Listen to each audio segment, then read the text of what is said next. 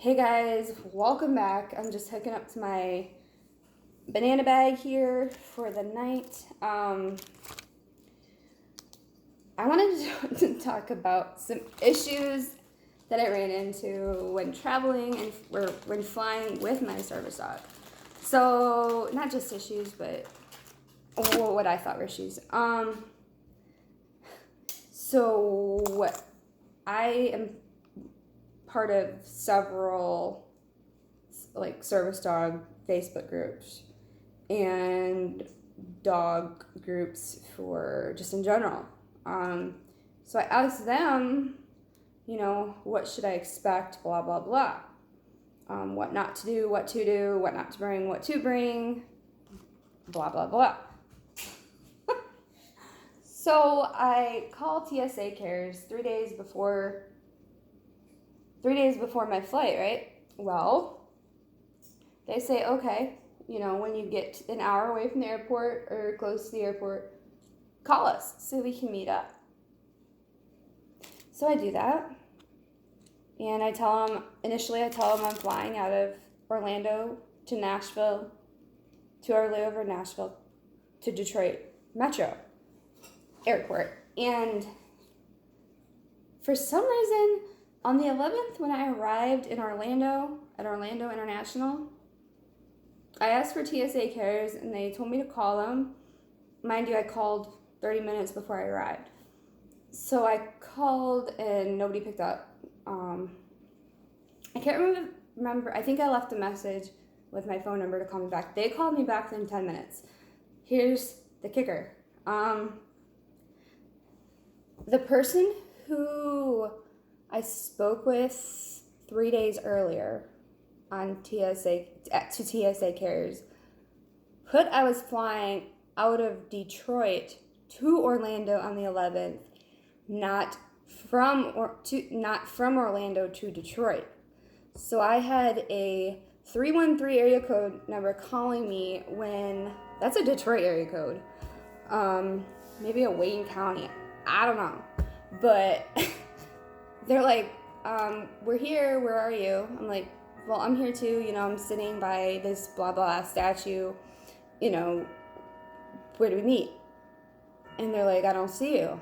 And I told them I don't see you either. I'm like, so I stopped talking for a minute and they said, is everything okay? I'm like, yeah, what airport are you at? To the TSA agent, I say that, or TSA Cares.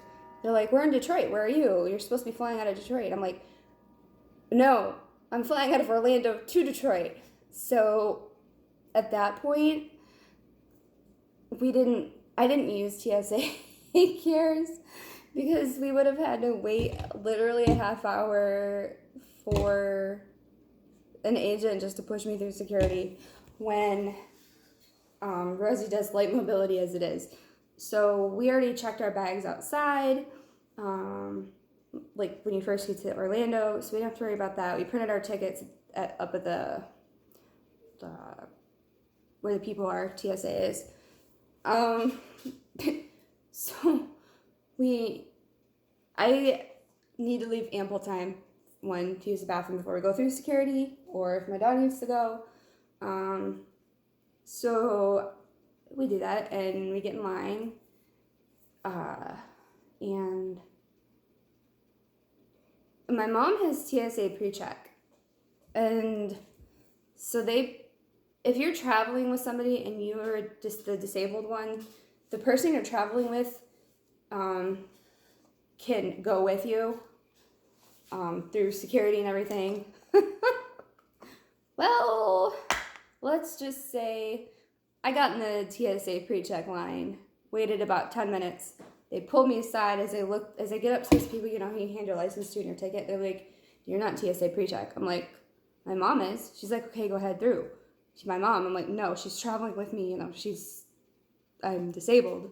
She's like, oh, you need to be in that other line way over there. There was like 15 people on that line, not moving. So we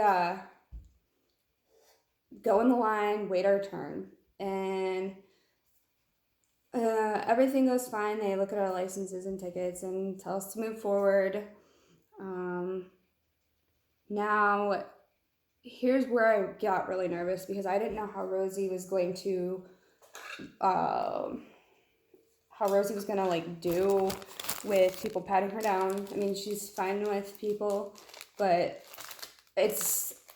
traveling in an airport is it's very loud in there. And if your dog is not exposed to that, your service dog, because Rosie's almost done with her training. They're not gonna let me take that back. Hold on, I can't see in this video. You should have your dog, service dog, accustomed to loud noises in general when you're traveling, and people patting them down and so on and so forth. So, sorry, I got distracted. So I have my mom stand behind me because I was gonna walk through myself and then have Rosie do sit stay, and I call her and have my mom behind her in case she like randomly gets spooked or something, which Rosie didn't, thankfully. I couldn't get any on film. TSA wouldn't let me, and they wouldn't film. So I had my mom stay there, but I was reading up online and speaking with a couple people that you're able to walk through with your service dog, which is true. Rosie walked through with me. I had her vest on, which is the One Tiger Sapala 09. I had her regular collar on. I had her gentle leader on her, and her the over crossbody leash. It didn't beep at all. So that was awesome. We didn't have to undress her or undress her. We didn't have to take her gear off or anything. So that was awesome. And of course, my carry-on suitcase has a bunch of IV fluids in it and IV meds. So they have to pull that aside and swab my hands. And that's just to check for bomb residue. And they just put your fluids through where they put the baby formula, and that was that. So we get through security fine, and we have some time to kill. So I'll look at my mom and I'm like, I want to go check out where this service dog relief area is. And I had them all mapped out in my head, but I just didn't have the physical location. There is one past pre-check security check in Orlando in the new terminal. You know, when you take that little tram. And I didn't know that.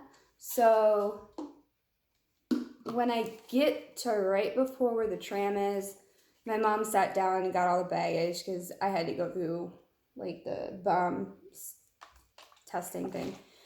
And we get through, what else? And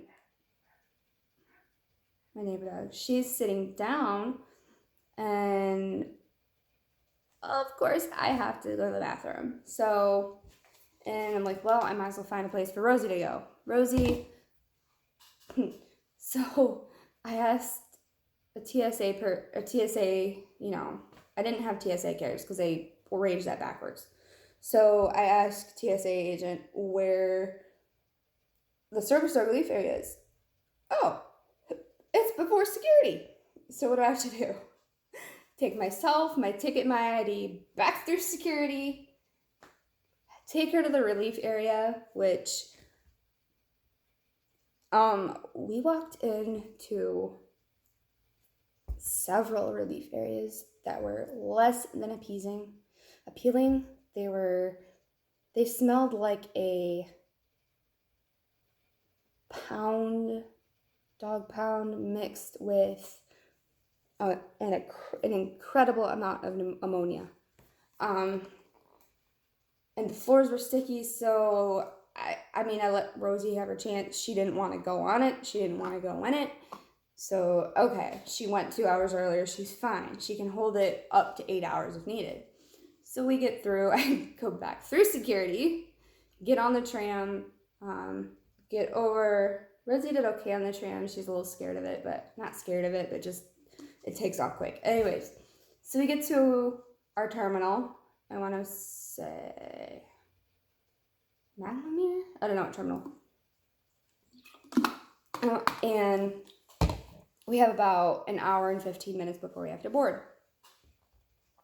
So we get some food and breakfast, and they start pre-board, and that's where all the handicapped people go on, the children, mother and babies with children under 6, I believe, and the disabled. So I asked for bulkhead seating for it right away. Like right when I got to the gate, I asked for bulkhead seating.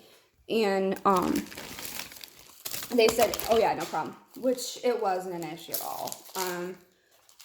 I got the bulkhead, and when we were taxiing, I have a foster cat. I'm going to show in another video. When we were taxiing on the runway, well, on the roads, on the tarmac to the runway, Rosie was a little hesitant because it's very loud and it's bumpy, but she did good. She stayed in her dom stay, and when she sat up, she, put her head between my legs, and that sounded weird, but just to be comforted. And I gave her a chew. Dogs' ears do pop, but it's nothing like humans. Human ears popping. So if you're worried about that, just take like a Dentastix bone. That's what I took for her. Rosie did not eat the Dentastix. Because when she is, when Rosie's under a lot of, not a lot, but when Rosie's going through certain environments, she won't, this cat is driving me up the wall. She doesn't want to eat, like most dogs. If they're stressed out, they don't want to eat. And I don't want to say Rosie was stressed out, but she was stressed out. It was her first time flying. So we take off. She does okay. She shakes a little bit, but when we get up in the air, I'm reassuring her the whole time. And Southwest was amazing. They gave me a blanket for her to lay on, and yeah.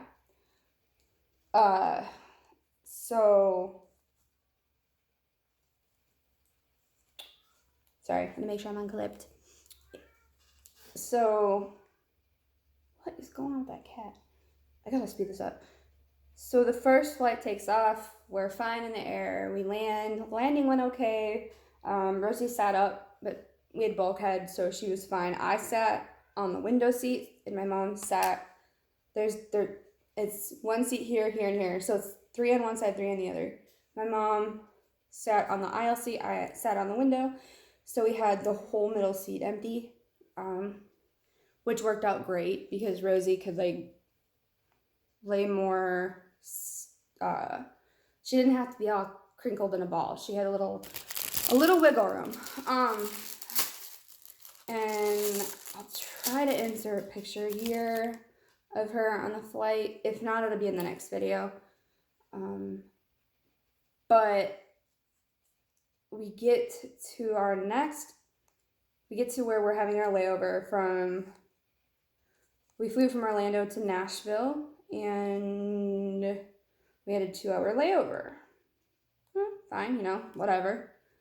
So we get there, we find another service animal relief area. Again, you have to be escorted through security. Come back through. Thankfully, the TSA agent who has been working there for a while took us to one that was, how do I explain this? We had to go, it was outside, so it was cold. And Rosie wouldn't use it, so the smell wasn't that bad, but Rosie is not a turf dog.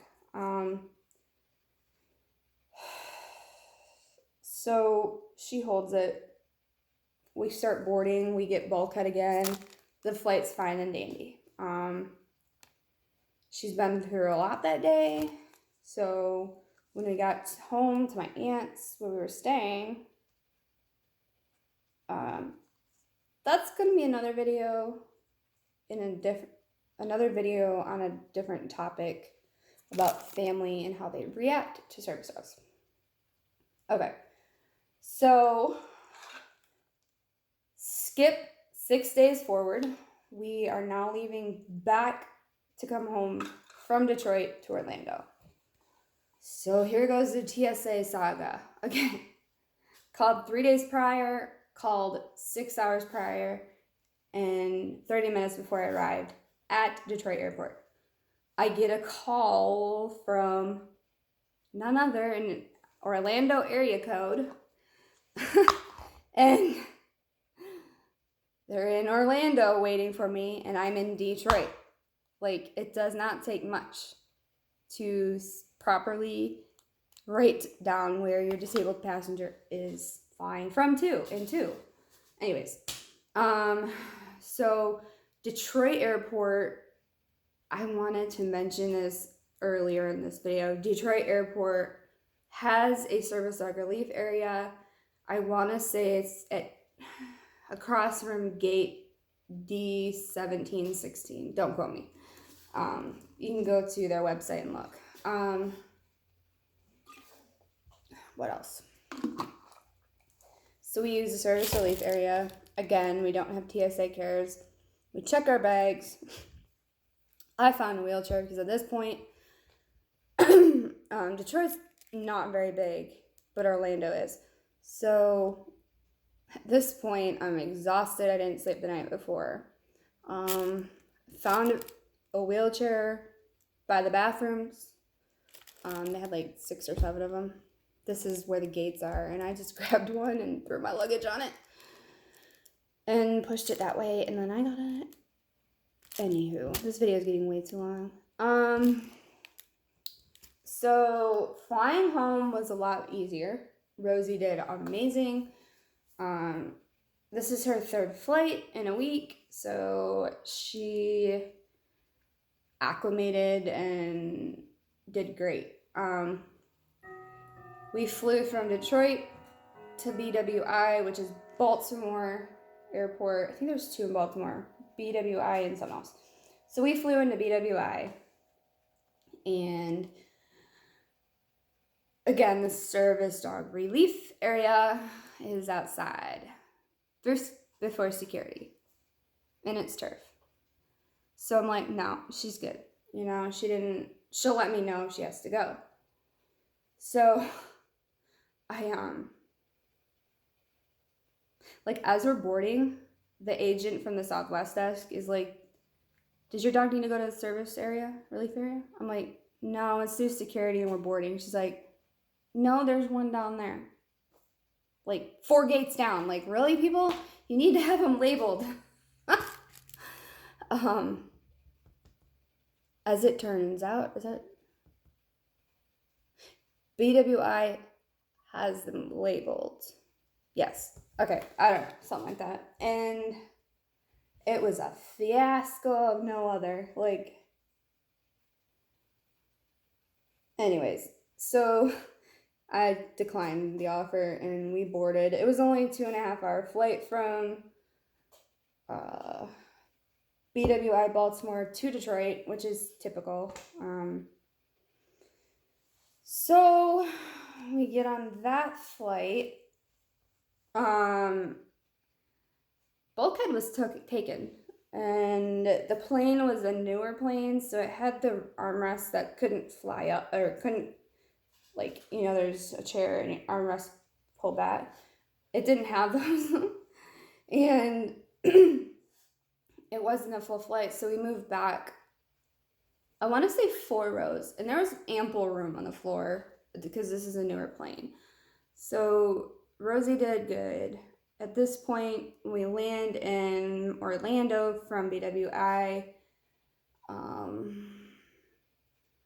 When you get to baggage claim, there is a service dog relief area outside and outside where arrivals is. In Detroit, there's also a service dog relief area when you arrive as well, and it's actual grass. So just, yeah. Anyways, Orlando, we walked out. It's like this I would say 6 by 10 foot fenced in area with turf. Didn't smell great. Rosie didn't want to go. But at this point, it's been 8-9 hours. That is not healthy for anyone to hold their bladder for 8 or 9 hours, let alone Miss Thang over there, my dog. Service dog.